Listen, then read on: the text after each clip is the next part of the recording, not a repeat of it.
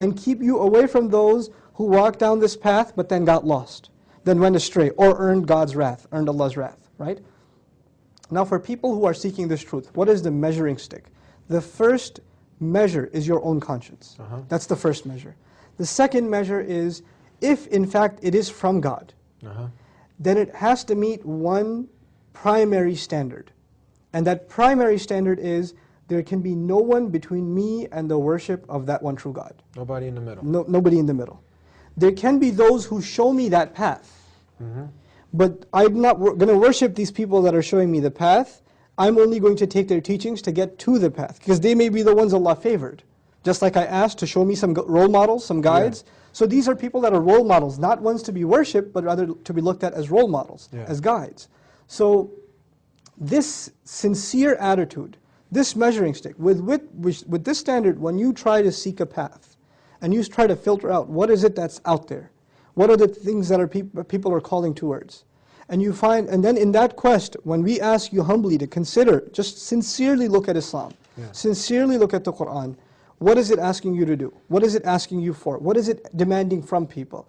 You will find it's essentially saying one thing: we created you for a purpose, right? And Allah says, وَمَا خَلَقْتُ الْجِنَّ وَالْإِنسَ إِلَّا لِيَعْبُدُونَ. We didn't create jinn or human beings except that they should worship me. What's the we here, when you say we? So people are... Well, actually, in that specific ayah, it's I. Actually, خَلَقْتُ, I didn't create. But in the Quran, we is used as a royal we. What that means is... It's not some people might think, because they might come over from a Christian background, and they say Trinity, does it have anything to do with... No, to understand that better, in the Quran, when God is exceptionally merciful or angry, He says I. Put the analogy, even though there's no parallel to Allah, but in language, if you think of a king, right? A king normally speaks of himself in royal terms. We have declared, this is our land. I see. You know? So, and come and kneel before us, right? So the king speaks of himself in royal terms, and this is very true in Semitic culture. Arabic is a Semitic language. But when the king is exceptionally angry, like some guy comes up to him and talks to him in a disrespectful way, you dare speak to me like this? He goes from we to what?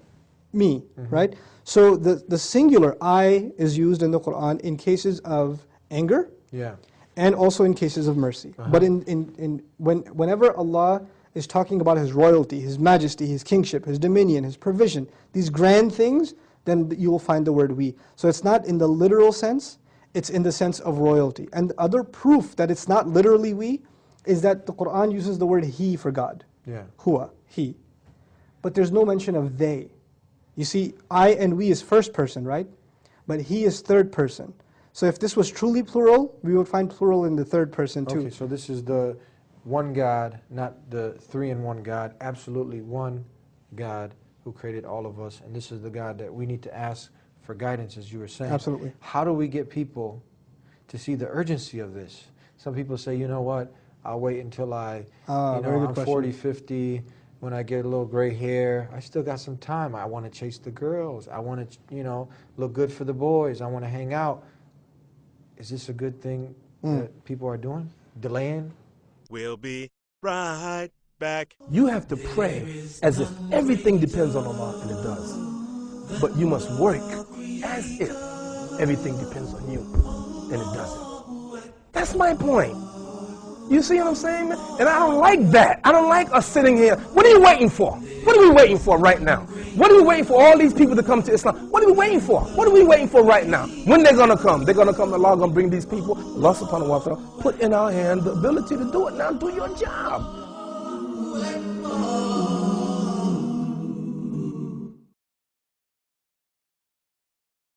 You know, from the Islamic point of view, all human beings are rich in one asset, time. Okay. The sick, the healthy, the man, the woman, the wealthy, the poor, the educated, the uneducated. Everybody has one thing that they have some authority over, is time. Now, that time is constantly being taken away from us. Our bodies are withering, slowly but surely. We're maturing, we can't help our growth. And as we're getting older, our bodies are decaying and we can't help that. We can't stop it. Yeah. We can slow it down if we try, but we can't stop it. Yeah. And we're all running in this stream of time. Nobody can run backwards. Everybody's headed forwards. إِنَّكَ كَادِحٌ إِلَىٰ رَبِّكَ كَدْحًا. You are marching forward. You know, it's like the imagery of, you know, those escalators. You're standing on it, there's no going back. You just got to keep going straight forward, forward, forward. Now Allah swears by that time that you and I are running out of. And He says one thing: no doubt every single human being is drowning in loss. So now think about this. Allah's, the Quranic view, the Islamic view, for all human beings. I don't care if you're rich or poor, wealthy or not, famous or not, healthy or not, doesn't matter. All human beings, no matter what their worldly life is like, no matter how much they think they're enjoying themselves, the Quran says they are drowning in loss. To help you understand this imagery, when I explain this to children, I use this imagery because it helps a lot. Imagine that you're drowning, but you're asleep. You're unconscious. Yeah. You're drowning. What is first of all, do you have a lot of time? When you're drowning and you're unconscious? You don't have a lot of time. Time's a big asset here. Yeah. So you got to take care of business immediately. But what is the first thing you have to do to have any hopes of saving yourself? For a person who's subconscious and drowning, what's the first step? They have to wake up. If they don't wake up, there's no discussion of anything else, You gotta right? wake up, yeah. You got to wake up. Now imagine that your dream is life is good. It's all great. Everything around you is wonderful. You're partying. You're living it up. You've got all the time in the world. But that's a dream. Wake up. Reality is you're actually drowning. Yeah. Now, when you're drowning and you wake up, let's say you do wake up, and you realize in fact that you are drowning, that was a dream. This is reality. The reality is actually unseen, and what you see around you is deception, right? When you come to that conclusion, then necessarily the person who's drowning, whether they know how to swim or not, they're going to try to flap their limbs and try to get out of the water. They're going to do whatever in their capacity. We said in the beginning discussion, the person who truly seeks guidance says, I want to worship you. I want to do something. I don't know what to do. Show me what to do, how to get out of this water, right? So this person starts, flapping away, trying to get out of this water. But this attempt to get out of your drowning state will not happen unless you do one thing first. You wake up. What do you wake up to? What's the reality? That time is running out. That is the ultimate loss of all human beings, is time. And people who think they have all the time in the world, and Allah speaks of this. There's a person whose attitude is يَحْسَبُ أَنَّ مَالَهُ أَخْلَدَهُ. He thinks his money is going to give him eternal life. He thinks his money is going to last him forever. There are people who will build their house and mansion, and they'll reach an age where they can't even walk from one room to the other without help. Who's enjoying that mansion? Yeah, right? So there's this false hope that this world brings with it, and people get completely sucked into it and forget to open their eyes. The dream is too sweet. The dream is too sweet. So if for a moment your eyes have opened, don't let them shut again. Don't let them shut again. The last thing I'll say about this, which is really important, is there's a poet who gives an analogy of this reality. I mean, think about it. We are saying that all human beings are running out of time and they better get their act together, otherwise they're in real serious trouble. But do you see that trouble? No. We can't see it with our eyes. It's only going to be visible to you as soon as your eyes close forever. Yeah. You go into that ground and now you'll see what you did, right? But for now you don't see it. Yeah. For now you don't see it. So the poet complains, he says, I'm in the middle of the ocean, I'm hanging onto a raft, and it's raining. And I'm being expected not to get wet. And let me tell you what the poet's actually talking about. The poet is talking about us living in this world. As soon as you step out of your house, as soon as you flip on the TV or surf the web, there are things that you're bombarded with that you want. Car, house, girls, men, whatever it may be, right? Different desires are being pushed and blasted to you. Billboards everywhere, ads everywhere, the talk of money and what to do with it and what to get and what not to get and career and this and that. You're constantly being blasted with what you want to get. Yeah. And people are convincing you that this is success. If you have this, you will have success. Tell me something.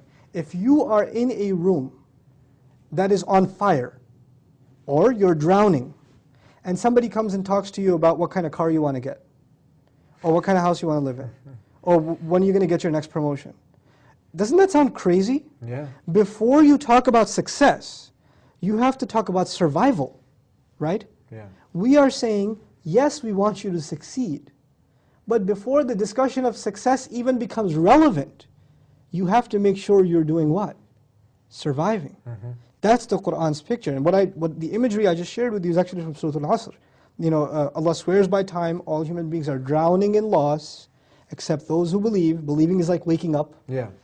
And do righteous deeds. And then it goes on, and that may be another discussion, what they do next after that. We're almost out of time. Give us the people who are watching, who are sincere, who are honest with themselves. And you know what? You gave them that first thing that they can do is ask the Creator alone for that guidance, for the instructions on how to live their lives. Give us some more of a formula that people can follow to find the truth and to be on the truth. First of all, I mean, we did allude to time just a few minutes ago. This search and this effort takes time. You have to sincerely put time into doing this. You have to take yourself away from the distractions and delusions that take you away from this quest. This is the essence of the matter. But in the end, my final advice would be, and this is the last part of it, if you sincerely ask for guidance, be ready for what you get. It may not be something you like. You may have to give up your desires for it, because you're not the one in the position of making demands. He's the one who places the demands, you accept them. Don't think of religion as, why is God not telling me what I want to hear? Why don't I have to do why don't I get to do what I want to do? It's not about you. You've already acknowledged you owe Him gratitude. He doesn't owe you anything. So be sincere and submissive in your search. So when you find the truth, you submit to it. You put your ego before it. And you put it on the ground, basically. And you give in to the Lord of the worlds. Thank you very much. Jazakallah khairan. And we hope to see you back here again on the Deen Show. And we'd like to thank you for sitting tight through another episode of the Deen Show. I hope you got to benefit. He has given us the formula. It's very simple. Ask the one who created you to guide you and be ready to submit to what he tells you to do. It's very simple. And come back here every week on the Deen Show. We look forward to seeing you next time. Until then, Assalamu alaikum. Peace be unto you.